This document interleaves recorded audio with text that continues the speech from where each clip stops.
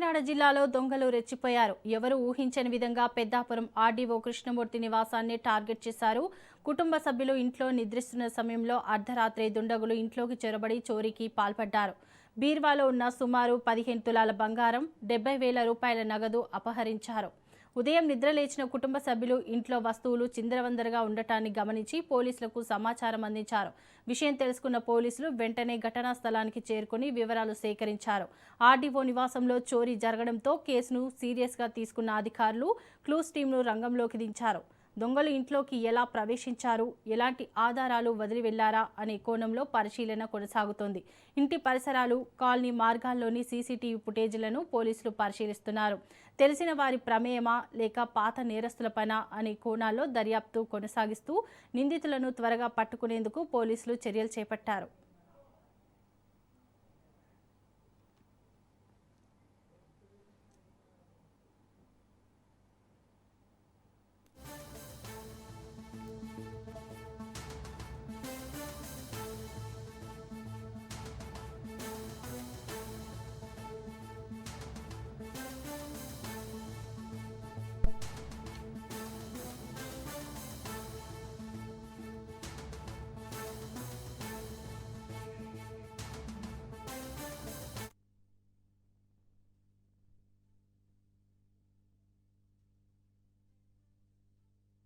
కాకినాడ జిల్లాలో దొంగలు రెచ్చిపోయారు. ఎవరు ఊహించని విధంగా పెద్దాపురం ఆర్డీఓ కృష్ణమూర్తి నివాసాన్ని టార్గెట్ చేశారు.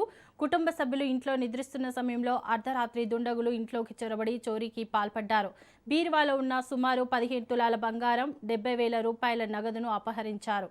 ఉదయం నిద్రలేచిన కుటుంబ సభ్యులు ఇంట్లో వస్తువులు చిందరవందరగా ఉండటాన్ని గమనించి పోలీసులకు సమాచారం అందించారు.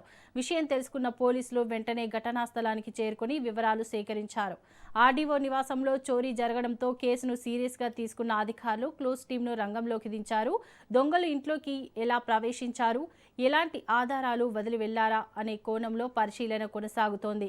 ఇంటి పరిసరాలు, కాలనీ మార్గాల్లోని సీసీటీవీ ఫుటేజ్లను పోలీసులు పరిశీలిస్తున్నారు. తెలిసిన వారి ప్రమేయమా లేక పాత నేరస్తుల పనా అనే కోణాల్లో దర్యాప్తు కొనసాగిస్తూ నిందితుల్ని త్వరగా పట్టుకునేందుకు పోలీసులు చర్యలు చేపట్టారు.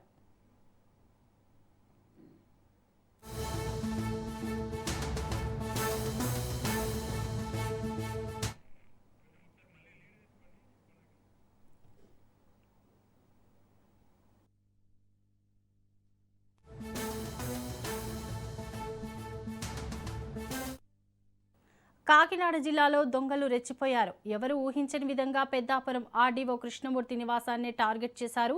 కుటుంబ సభ్యులు ఇంట్లో నిద్రిస్తున్న సమయంలో అర్ధరాత్రి దుండగులు ఇంట్లోకి చొరబడి చోరీకి పాల్పడ్డారు. బీర్వాలో ఉన్న సుమారు 15 తులాల బంగారం, 70,000 రూపాయల నగదును అపహరించారు. ఉదయం నిద్రలేచిన కుటుంబ సభ్యులు ఇంట్లో వస్తువులు చిందరవందరగా ఉండటాన్ని గమనించి పోలీసులకు సమాచారం అందించారు. విషయం తెలుసుకున్న పోలీసులు వెంటనే ఘటనా స్థలానికి చేరుకుని వివరాలు సేకరించారు. ఇక దీనిపై మరింత సమాచారం మా ప్రతినిధి సిద్ధు అందిస్తారు. సిద్ధు, చెప్పండి. Thank you. కాకినాడ జిల్లా పెద్దాపురం ఆర్డీఓ నివాసంలో అయితే భారీ చోరీ జరిగిందని చెప్పొచ్చు.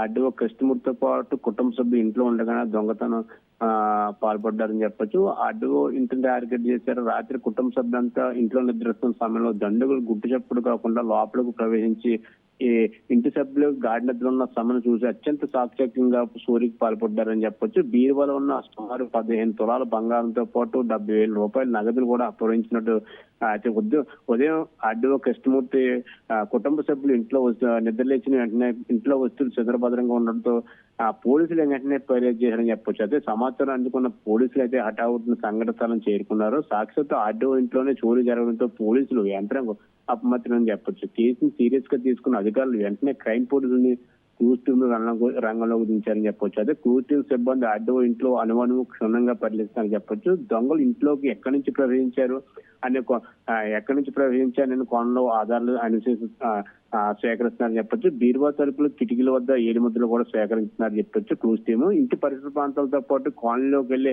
మార్గాల్లో ఉన్న సీసీటీవీ ఫుటేజ్ ని కూడా జల్లెడ పెట్టుతున్నారని చెప్పొచ్చు. పోలీసులు తెలిసిన వారు పని ఏమైనా ఉందా లేక పాత నేరస్తులు ఏమైనా పని ఇదే అనే కోణంలో కూడా పోలీసులు అయితే దర్యాప్తు చేస్తున్నారు. నిందితులను వీలైనంత త్వరగా పట్టుకునేందుకే పోలీసులు అయితే చర్యలు చేపట్టారని చెప్పొచ్చు. Right, thank you Siddhu.